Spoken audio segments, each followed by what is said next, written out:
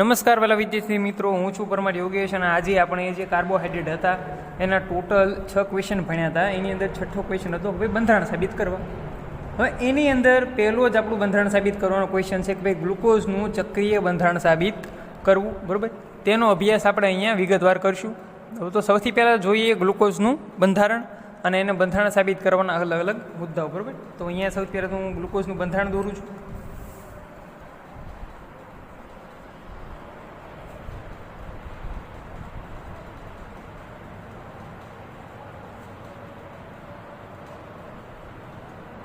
ગ્લુકોઝનું બંધારણ, તો એની અંદર આપણે અહીંયા બંધારણ દોરીશું.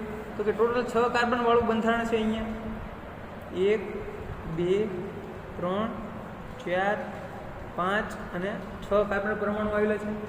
છેલ્લો કાર્બન પરમાણુ છે ત્યાં CH2OH આપણે કરી આપશું. બરાબર, ત્યારબાદ પહેલા નંબરનો કાર્બન અને છેલ્લેથી બીજા નંબરનો કાર્બન છે એ બંનેને આપણે ગ્લાયકોસિડિક બોન્ડથી જોડી આપશું. તો ગ્લાયકોસિડિક બંધથી તે જોડાઈ ગયા છે. ત્યારબાદ બાકીના જે કાર્બન છે એ બધાની અલગ અલગ ટોટલ 4 વેલેન્સી હોવાની. તો અહીંયા આવી રીતે આ કર્યું. ત્યારબાદ અહીંયા OH, આ બાજુ H આવશે અહીંયા અને અહીંયા OH. બાકીના હાઇડ્રોજન આપણે અહીંયા ગોઠવી આપશું. ખાસ ધ્યાન રાખજો, ત્રીજા નંબરનો કાર્બન છે ત્યાં જમણી બાજુએ હાઇડ્રોજન આવશે અને ડાબી બાજુએ OH આવશે. બરાબર, તો આ થઈ ગયો આપણો આખો D પ્લસ ગ્લુકોઝ. બરાબર, આ થઈ ગયું આપણું D પ્લસ ગ્લુકોઝનું બંધારણ. બરાબર, તો અહીંયા આપણે લખીશું કે ભાઈ ગ્લુકોઝનું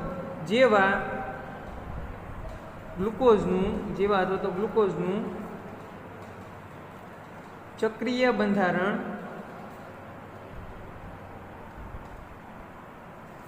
નીચે મુજબ છે.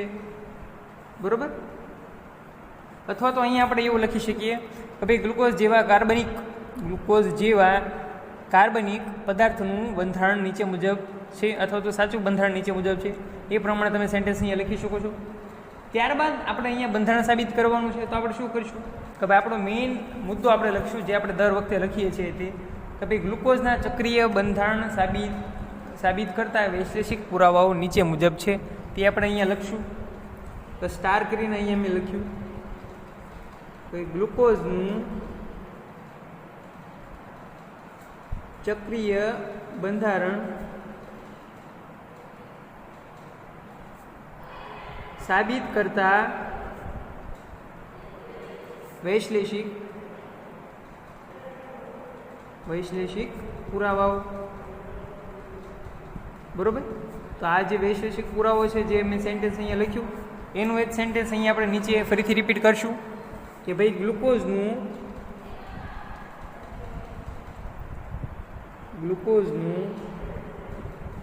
કેવું બંધારણ, તો કે ચક્રીય બંધારણ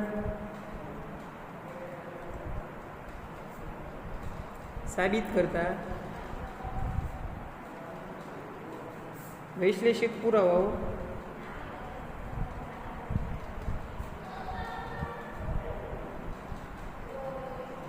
નીચે મુજબ છે. બરોબર, તો આટલું આ સેન્ટેન્સ લખ્યા બાદ હવે આપણે શું કરીશું, અલગ અલગ જે મુદ્દાઓ છે તેને આપણે સાબિત કરશું. તો આ જે અલગ અલગ મુદ્દાઓ છે તેને આપણે જોઈએ. પહેલો મુદ્દો આપણો અહીંયા આપણે લખશું કે મુદ્દા નંબર 1. બરોબર, તો એનું આપણે હેડિંગ લખશું અહીંયા કે ભાઈ મુક્ત CHO સમૂહની ગેરહાજરી. મુક્ત CHO સમૂહની ગેરહાજરી. હવે મુક્ત આલ્ડીહાઇડ સમૂહની જે ગેરહાજરી છે, બરાબર, એ આપણે સૂચવવી છે. તો કઈ રીતે સૂચવશું ભાઈ? તો ખાલી આપણે એટલું જ અહીંયા સૂચવશું કે ભાઈ જે ગ્લુકોઝ હોય, બરાબર, હવે એ સોડિયમ બાયસલ્ફાઇડ સાથે અથવા તો એમોનિયા સાથે જો યોગશીલ નિપજ આપશે તો શું કહેવાય છે, તો કે આલ્ડીહાઇડ સમૂહ મુક્ત હોવાનું. અને જો યોગશીલ નિપજ નહીં આપે તો એનો અર્થ શું થશે કે તે કેવો છે કે ભાઈ મુક્ત આલ્ડીહાઇડ સમૂહ ગેરહાજર હોવાનું, ઓલો હાજર હશે તો અહીંયા ગેરહાજર હશે. બરાબર, આ જ કન્ડિશન આપણે અહીંયા મૂકશું. તો અહીંયા આપણે લખીએ આપણો મુદ્દો જણાવતા કે ભાઈ ગ્લુકોઝ એ સોડિયમ બાયસલ્ફાઇડ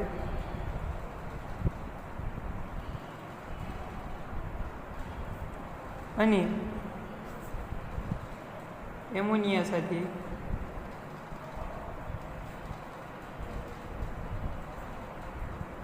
કેવી નિપજ આપે છે ભાઈ? તો કે યોગશીલ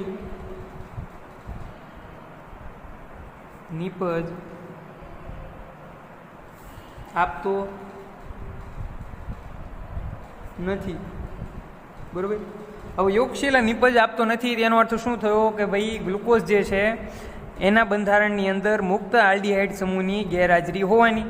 તો અહીંયા આપણે લખશું આપણો મેઇન મુદ્દો કે તેથી ગ્લુકોઝના બંધારણમાં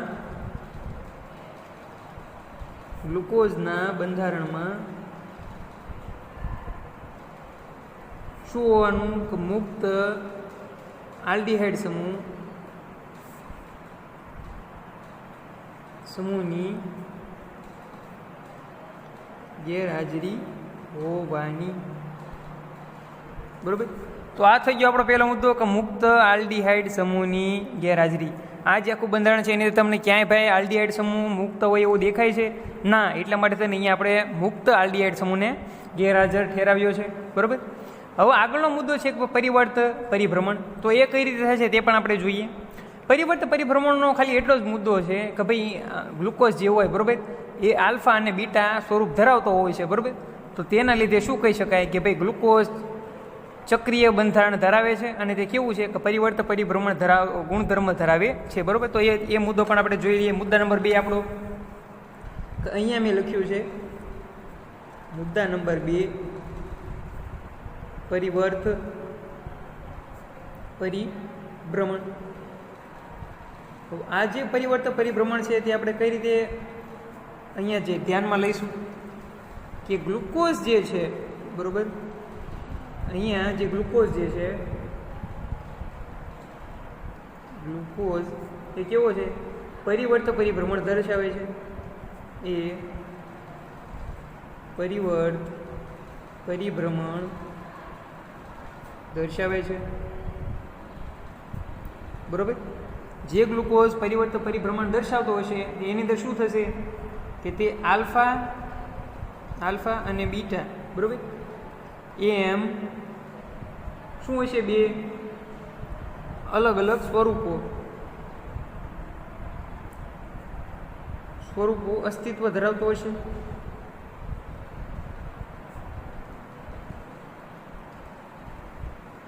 બરોબર, તેના દ્વારા આપણે શું કહી શકીએ કે ભાઈ તેથી ગ્લુકોઝના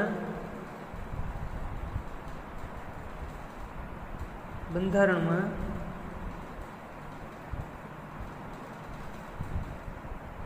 પરિવર્ત પરિભ્રમણ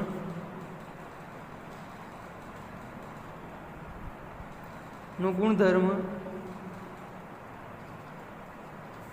હાજર હોવો જોઈએ.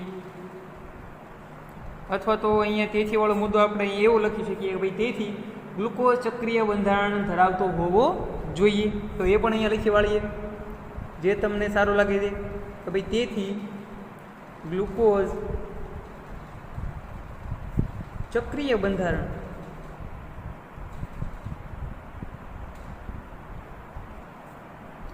ધરાવતો હોવો જોઈએ.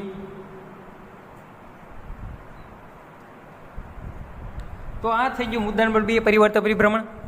હવે ત્યારબાદ આગળનો મુદ્દો જોઈએ ભાઈ ગ્લાયકોસાઇડની બનાવટ.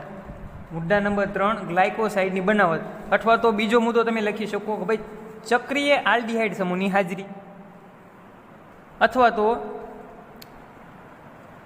એટલું સમજો અહીંયા પહેલો મુદ્દો કયો હતો? મુક્ત આલ્ડીહાઇડ સમૂહની ગેરહાજરી. બરાબર. તો આપણો બીજો મુદ્દો કયો હતો? પરિવર્તક પરિભ્રમણ. અને ત્રીજો મુદ્દો આપણે કયો મૂકશું? ત્રીજો મુદ્દો એ મૂકશું કે ભાઈ જે શું કહેવાય જોડાયેલ અથવા તો કોઈ પણ એક ચક્ર સાથે અથવા તો ચક્રીય આલ્ડીહાઇડ સમૂહની કોઈ પણ સાથે જોડાયેલા આલ્ડીહાઇડ સમૂહની હાજરી, એ આપણો થશે મુદ્દા નંબર 3. બરાબર. તો તે આપણે જોઈએ મુદ્દા નંબર 3 કઈ રીતનો છે. કે અહીંયા મેં લખ્યો છે મુદ્દા નંબર 3. મુદ્દા નંબર 3 છે ચક્રીય આલ્ડીહાઇડ સમૂહની હાજરી. બરોબર. તો એ કઈ રીતના થશે તે આપણે જોઈએ. બરોબર. તો ચક્રીય આલ્ડીહાઇડ સમૂહની હાજરી અથવા તો અહીંયા તમે લખ્યો છો કે ગ્લાયકોસાઇડની બનાવટ, ગ્લાયકોસાઇડની બનાવટ. બરોબર. તે આપણે જોઈએ કે કઈ રીતની છે. તો સૌથી પહેલાં તો અહીંયા આપણે કેમિકલ રિએક્શનને ધ્યાનમાં લઈશું. કેમિકલ રિએક્શનને ધ્યાનમાં લઈએ તો હું સીધો આલ્ડીહાઇડ સમૂહ છે એટલે ગ્લુકોઝમાંનો આલ્ડીહાઇડ સમૂહ અહીંયા દોરું કે ગ્લુકોઝમાંનો આલ્ડીહાઇડ સમૂહ મેં દોર્યો. અહીંયા એક કાર્બન, આ ડબલ બોન્ડ O, અને અહીંયા આ છે હાઇડ્રોજન. તો આ શું થયું ભાઈ? D plus glucose. બરાબર. હવે આ જે D પ્લસ ગ્લુકોઝ દોર્યો છે, બરાબર, હવે એનું હું શું કરું છું ભાઈ કે એનું CH3OH ની સાથે નિર્જળ HCl ની હાજરીમાં શું કરવું? કેમિકલ રિએક્શન કરું. એટલે શું થશે કે ભાઈ મિથેનોલની સાથે પ્રક્રિયા કરી અને મને હેમી આલ્ડીહાઇડ નામનો અણુ મળશે. તો એ કઈ રીતે મળશે તે આપણે જોઈએ. કાર્બન એમ નામ, અહીંયા જે હાઇડ્રોજન હતો તે પણ એમ નામ. બરાબર. જે આ ઓક્સિજન છે, અહીંયા જે ઓક્સિજન છે તેમાંનો જે ડબલ બોન્ડ છે, બરાબર, આ જે ડબલ બોન્ડ જે છે એ તૂટી જશે અને તેમાંનો જે આ ઓક્સિજન એક છે તે અહીંયા એમ નામ રહેશે. અને અહીંયાથી જે આ OCH3 જે છે, બરાબર, એની અંદર CH3 અને OH એ બંનેનું બંધ તૂટશે. CH3 જે છે જે ઓક્સિજન સાથે જોડાય છે એટલે CH3 અહીંયા થઈ જશે. બરાબર. અને અહીંયા કાર્બનની એક વેલેન્સી ખાલી પડી હતી તે OH દ્વારા સંતોષાઈ જશે. તો આ જે અણુ મળ્યો એ શેનો અણુ મળ્યો છે ભાઈ? હેમી આલ્ડીહાઇડનો.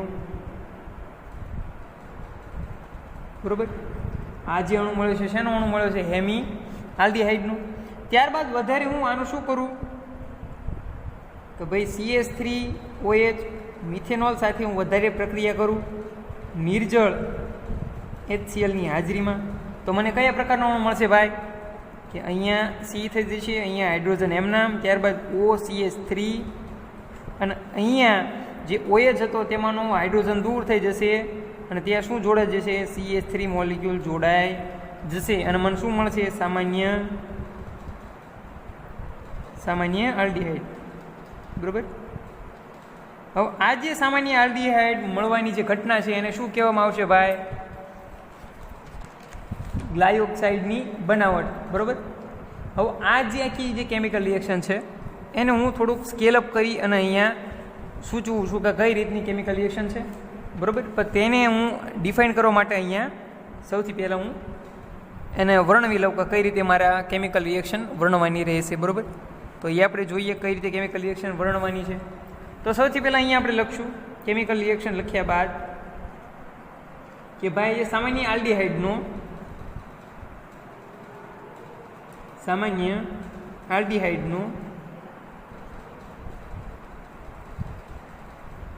એક અણુ નિર્જળ HCl ની હાજરીમાં મિથેનોલ સાથે અથવા તો મિથેનોલના બે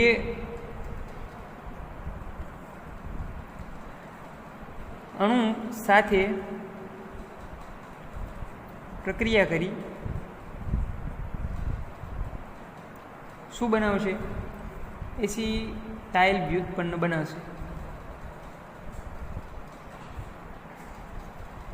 એસિટાઇલ વ્યુત્પન્ન બનાવશે અથવા તો આપે છે.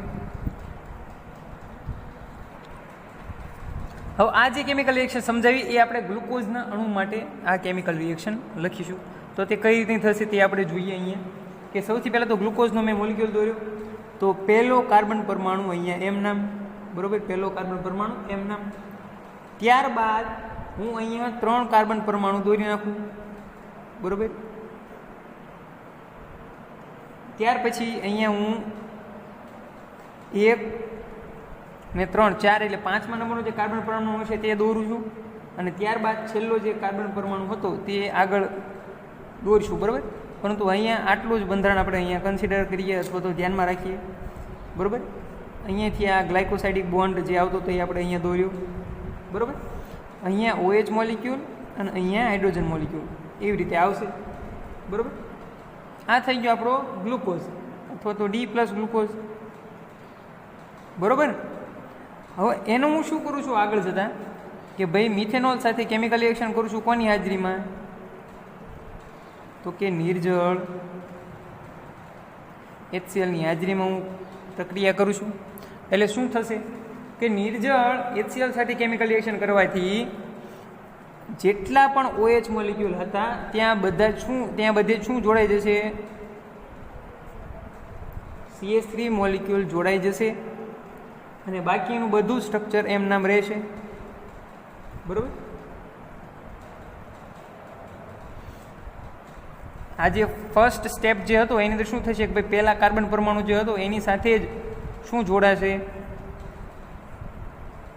તો તેની સાથે જ ખાલી મિથિલેશન થશે, બરાબર.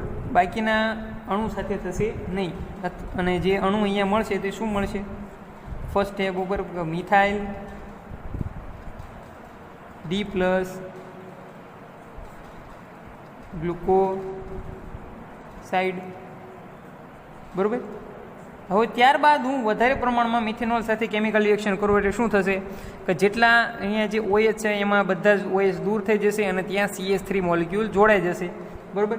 એ જે આખી નિપજ મળશે એ શેની? એ કઈ નિપજ મળશે કે methyl tetra O methyl D+ glucose મળશે. હવે આ જે આખી કેમિકલ રિએક્શન છે તેને આપણે અહીંયા વર્ણવીએ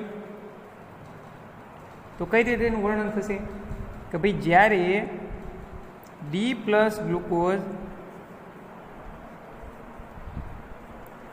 ગ્લુકોઝની નિર્જળ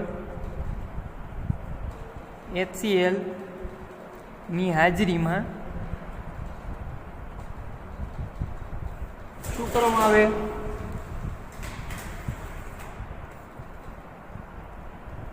કે મિથેનોલ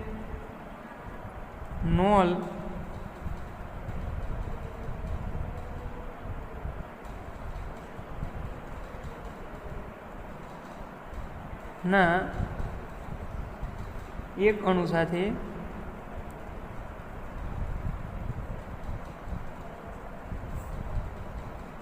પ્રક્રિયા કરવાથી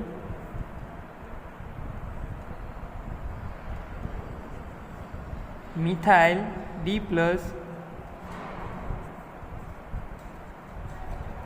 ગ્લુકોસાઇડ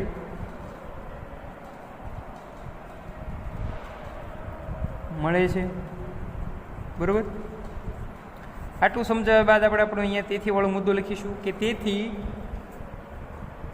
ગ્લુકોઝના ચક્રીય બંધારણમાં ચક્રીય આલ્ડીહાઇડ સમૂહ હાજર હોવો જોઈએ. જે આપણો અહીંયા જે મેઇન મુદ્દો હતો તે આપણે લખી પડશું કે ભાઈ તેથી ગ્લુકોઝના બંધારણમાં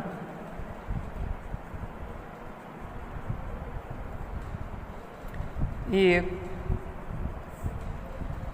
ચક્રીય આલ્ડીહાઇડ સમૂહ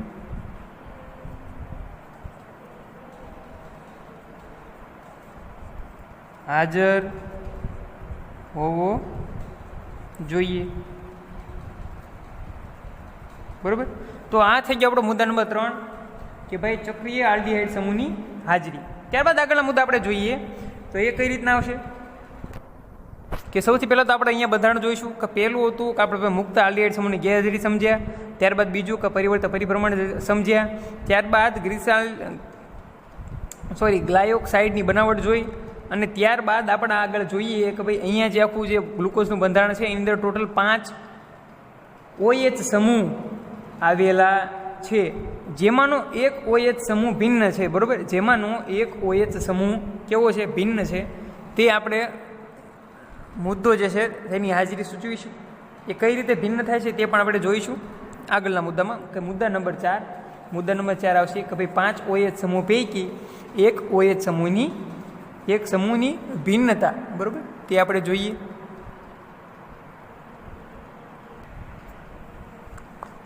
કે મુદ્દા નંબર 4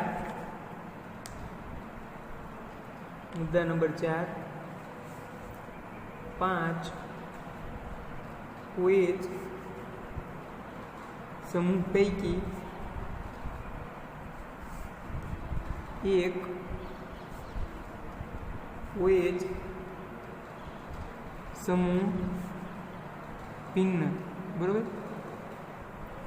તો આ થઈ ગયો આપણો મુદ્દા નંબર 4 કે ભાઈ 5 OH સમૂહ પૈકી એક OH સમૂહ ભિન્ન છે. તો તેની આપણે હાજરી સૂચવીશું. તો એની અંદર આપણે શું કરીશું, સૌથી પહેલાં કેમિકલ રિએક્શન આખી જોઈએ કઈ રીતની કેમિકલ રિએક્શન છે, બરાબર.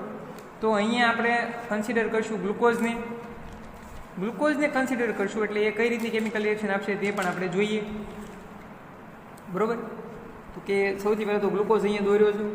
એ ગ્લુકોઝનો સૌથી પહેલાં તો પહેલો કાર્બન એમ નામ અહીંયા, બરાબર, ઉપર OH મોલિક્યુલ અને હાઇડ્રોજન મોલિક્યુલ એમ નામ, બરાબર.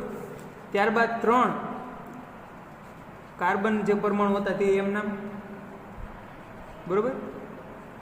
તેની સાથે જે 5મા નંબરનો કાર્બન છે તે એમ નામ દોર્યો છે, બરાબર. 5મા નંબર અને પહેલા નંબરનો જે કાર્બન હતો એની વચ્ચે ગ્લાયકોસિડિક બોન્ડ દોરેલો છે, અને CH2OH મોલિક્યુલ 6ઠા નંબરના કાર્બન સાથે જોડેલો છે. એટલે આ થઈ ગયો આપણો D+ ગ્લુકોઝ. હવે આ જે D+ ગ્લુકોઝ જે છે એનો આપણે શું કરીશું કે સૌથી પહેલાં તો મિથિલેશન કરીશું, એટલે CH3OH સાથે પ્રક્રિયા કરીશું HClની હાજરીમાં. તો શું થશે ભાઈ કે પહેલા નંબરનો જે આ કાર્બન છે એ પહેલા નંબરનો કાર્બન એની સાથે જોડાયેલો OH મોલિક્યુલ હશે તે મિથોક્સી સમૂહની અંદર પરિવર્તિત થઈ જશે, અથવા તો મિથાઇલ સમૂહની અંદર પરિવર્તિત થઈ જશે. મિથોક્સી નહીં પણ મિથાઇલ સમૂહમાં આવશે. તો કઈ રીતે થશે ભાઈ કે પહેલો કાર્બન એમ નામ, ત્યારબાદ અહીંયા CHOH3, ત્યારબાદ 5મો નંબરનો કાર્બન એમ નામ, અને અહીંયા છેલ્લા નંબરનો કાર્બન CH2OH એમ નામ. પહેલા અને 5મા નંબરના કાર્બન સાથે આપણે ગ્લાયકોસિડિક બોન્ડ દોરશું, અને અહીંયા OCH3 થઈ જશે અને અહીંયા હાઇડ્રોજન થઈ જશે, બરાબર. તો આ થઈ ગયું મિથાઇલ D+ ગ્લુકોસાઇડ, બરાબર. તો આ થઈ ગયું D+ ગ્લુકોસાઇડ. હવે ત્યારબાદ આગળ આની કેમિકલ રિએક્શન કરીએ કોની સાથે કે ભાઈ CH3I અને Ag2O સાથે કેમિકલ રિએક્શન કરીએ. તો કઈ રીતની કેમિકલ રિએક્શન થશે ભાઈ કે અહીંયા કેમિકલ રિએક્શન થઈ અને જેટલા પણ OH મોલિક્યુલ્સ છે એમાંનું હાઇડ્રોજન દૂર થઈ જશે, અને શું થઈ જશે ત્યાં OCH3 મોલિક્યુલ થઈ જશે. તે આપણે જોઈએ આગળ કે ભાઈ પહેલા નંબરનો કાર્બન પરમાણુ એમ નામ, ત્યારબાદ બાકીના જે અહીંયા 3 કાર્બન પરમાણુ હતા એ એમ નામ, 5મા નંબરનો કાર્બન પરમાણુ એમ નામ. પહેલા અને 5મા નંબરના કાર્બન પરમાણુ સાથે આપણે શું કરીશું ગ્લાયકોસિડિક બોન્ડ દોરીશું. અહીંયા OCH3 હતું એમ નામ જ તે, બરાબર, આવડું આ હાઇડ્રોજન એમ નામ હતો અહીંયા એ એમ નામ, અહીંયા CH2 એમ નામ અને ઓક્સિજન એમ નામ. હવે થશે શું, અહીંયા કાર્બન હાઇડ્રોજન અને ઓક્સિજન હતા ત્યાં શું થઈ ગયું, અહીંયા જે હાઇડ્રોજન હતો તે દૂર થઈને CH3 થઈ ગયું 3 વખત 3 ટાઈમ, અને અહીંયા CH3 થઈ ગયું, બરાબર. આ જે આખું સંયોજન બન્યું એને શું કહેવામાં આવશે ભાઈ કે ટોટલ 1 2 3 4, બરાબર. 4 શું છે તો કે મિથાઇલ સમૂહ જોડાયેલા છે, એટલે અહીંયા આપણે લખશું નામકરણની અંદર ટેટ્રા ઓ મિથાઇલ, બરાબર, ટેટ્રા ઓ મિથાઇલ. અને જે આ છેલ્લા નંબરનો જે આ મિથાઇલ સમૂહ જે છે ને, છેલ્લા નંબરનો અથવા તો અહીંયા પહેલા નંબરનો, બરાબર, એને આપણે અહીંયા ફરીથી અહીંયા નીચે લખશું કે ભાઈ મિથાઇલ ડી પ્લસ ગ્લુકોસાઇડ, બરાબર. અહીંયા મેં શું કર્યું છે, નામકરણ એવી રીતે આપ્યું છે કે અહીંયા આ 3 કાર્બન પરમાણુ અને અહીંયા ચોથા નંબરનો કાર્બન પરમાણુ, બરાબર, એની છેલ્લા સ્થાનોમાં ઓક્સિજન સાથે CH3 સમૂહ જોડાયેલો છે, બરાબર. તો મેં શું કર્યું ભાઈ, ટેટ્રા ઓ મિથાઇલ, પછી આ પહેલા નંબરનો જે કાર્બન મેં બાકી રાખ્યો તો તેને ધ્યાનમાં લઈને નામકરણ આપ્યું છેલ્લે કે ભાઈ મિથાઇલ ડી પ્લસ ગ્લુકોસાઇડ, બરાબર. એ જે નામકરણ આપ્યા બાદ આવી રીતના જે નિપજ મળ્યા બાદ આપણે શું કરશું, આ નિપજનું આપણે જળ વિભાજન કરશું, બરાબર. તો આગળ આ નિપજનું આપણે જળ વિભાજન કરીએ, બરાબર. જળ વિભાજન કોની હાજરીમાં, તો કે પાણીમાં, બરાબર. અને અહીંયા CH3O દૂર થશે, OH દૂર થશે, અને અહીંયા આપણને નિપજ કેવી મળશે, પહેલો કાર્બન પરમાણુ એમ નામ, બાકીનું આખું સ્ટ્રક્ચર એમ નામ, OCH3 અહીંયા એમ નામ રહેશે, અને ત્યારબાદ નીચે અહીંયા 5મા નંબરનું કાર્બન પરમાણુ, અને નીચે અહીંયા આવશે 6ઠા નંબરનો કાર્બન પરમાણુ CH2O CH3 તરીકે આવશે. અહીંયા એક હાઇડ્રોજન મોલિક્યુલ આવશે, અહીંયાનો આ કાર્બન પહેલા નંબરનો કાર્બન અને 5મા નંબરનો કાર્બન ગ્લાયકોસિડિક બોન્ડ બનાવશે. અહીંયા જે O હતો ત્યાં CH3 હતું, એની જગ્યાએ અહીંયા આવશે OH, અને અહીંયા આવશે આ હાઇડ્રોજન, બરાબર. તો આ જે આખું સ્ટ્રક્ચર બન્યું એ કેનું બન્યું, આ જે આખું સ્ટ્રક્ચર બન્યું એ બન્યું આપણું ટેટ્રા ઓ મિથાઇલ, બરાબર, ડી પ્લસ ગ્લુકોઝનું સ્ટ્રક્ચર બન્યું, બરાબર. આ જે સ્ટ્રક્ચર બન્યું કોને બન્યું, કે ટેટ્રા ઓ મિથાઇલ ડી પ્લસ ગ્લુકોઝનું સ્ટ્રક્ચર બન્યું. તો અહીંયા આપણે ધ્યાનમાં રાખીએ કે જો અહીંયા હું જળ વિભાજન કરું અને જે પહેલા નંબરનો જે કાર્બન પરમાણુ હતો એની અંદર જ ખાલી જળ વિભાજન થયું છે, પરંતુ બાકીના જે કાર્બન પરમાણુઓ હતા એની અંદર શું થાય છે ભાઈ, કે એની અંદર એક પણ પ્રકારનું જળ વિભાજન થતું નથી, અથવા તો બીજી કોઈ કેમિકલ રિએક્શન થતી નથી કે જેનાથી અહીંયા OCH3 દૂર થાય. એટલા માટે પહેલા નંબરનો જે કાર્બનની સાથે જોડાયેલો OH મોલિક્યુલ છે, આલ્કોહોલ મોલિક્યુલ છે, બરાબર, એ કેવો છે, બાકીના 4 કરતાં ભિન્ન છે, બરાબર. એટલા માટે થઈને અહીંયા આપણે મુદ્દા નંબર 4 આપ્યો કે ભાઈ 5 OH સમૂહ પૈકી એક OH સમૂહ ભિન્ન, બરાબર. હવે આ જે કેમિકલ રિએક્શન છે તેને આપણે સમજાવીશું. તે આપણે કઈ રીતે સમજાવીશું કે સૌથી પહેલાં તો અહીંયા લખશું કે ભાઈ ગ્લુકોઝનું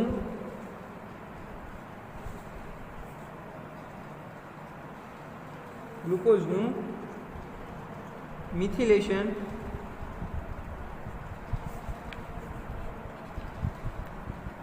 મિથેનોલ વડે નિર્જળ HCl ની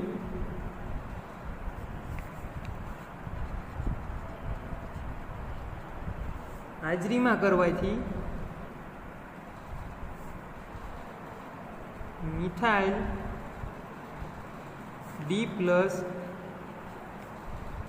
ગ્લુકોસાઇડ પ્રાપ્ત થાય છે અથવા તો મળે, જેનું વધુ પ્રમાણમાં શું કરીશું આપણે, મિથિલેશન કોની હાજરીમાં, તો કે CH3I મિથાઇલ આયોડાઇડ અને Ag2O ની હાજરીમાં કરવાથી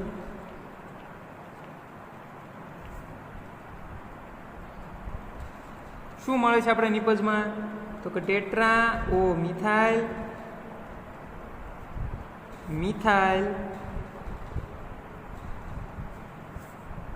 ટેટ્રા ઓ મિથાઇલ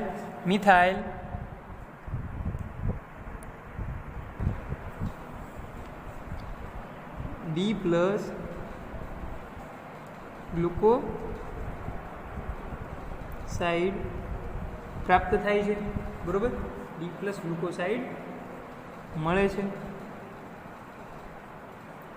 હવે આ જે ડી પ્લસ ગ્લુકોસાઇડ મળ્યું, જેનું આપણે શું કરીશું, જળ વિભાજન. તો કે જળ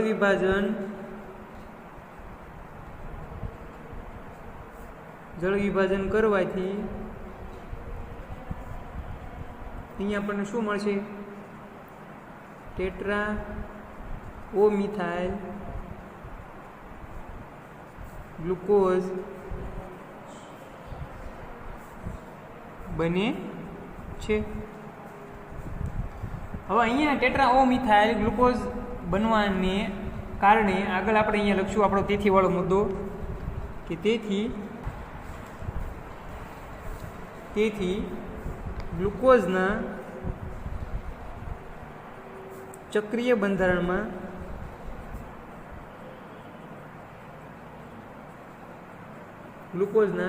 બંધારણમાં આવેલા 5 OH સમૂહ પૈકી